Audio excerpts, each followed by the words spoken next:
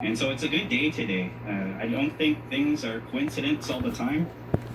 Those young boys in that ceremony gave me a lot of hope. And today the announcement from our friends at the province gave me a lot of hope too. I'm 34, and what I always say when I talk about residential schools, I never went to residential school. My mom and dad never went to residential school.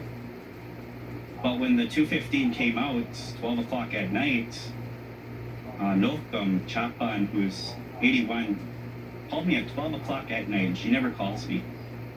And she just needed to talk.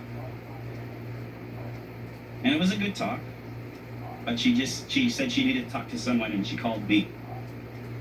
I told her I'm just very, very fortunate that you were a cycle breaker. Your son was a cycle breaker. And I'll just continue the work to be the best cycle breaker of abuse and the wrongfulness that was done to you and all of our relations. With this announcement today, that story never ends. It keeps going. And those open wounds are very much open at this time with Kamloops and things that are going around the country right now. And we can forget about our differences at times like these, and whether you're a representative of the provincial crown, or you're an Edmontonian, or you're a government bureaucrat, or you're from the Métis settlement, or you're a chief from Treaty 6 or 7 or 8, or you're a survivor, we're still all treaty people. We all come together to do right by, those young people. So for the 8 million today, it's not about the number, but you can't help but sometimes it's not about the number, but compare it to, some other announcements that have been made. It's a great start. I got to say that on behalf of the province. It's a great start when you compare it to the federal government announcement. It's a great start for this place, and the Premier spoke about it. This is where the most residential schools were provincially.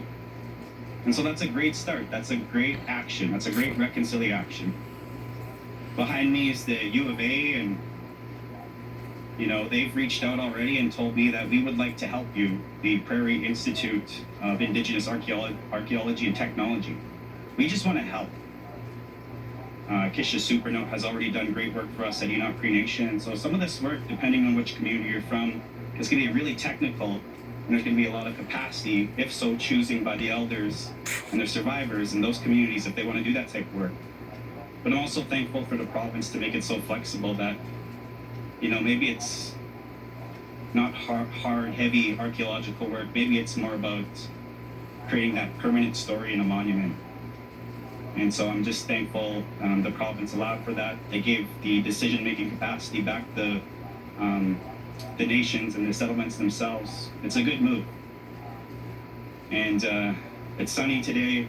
When Minister Rick, my friend, was speaking, the sun came out. He's a good guy.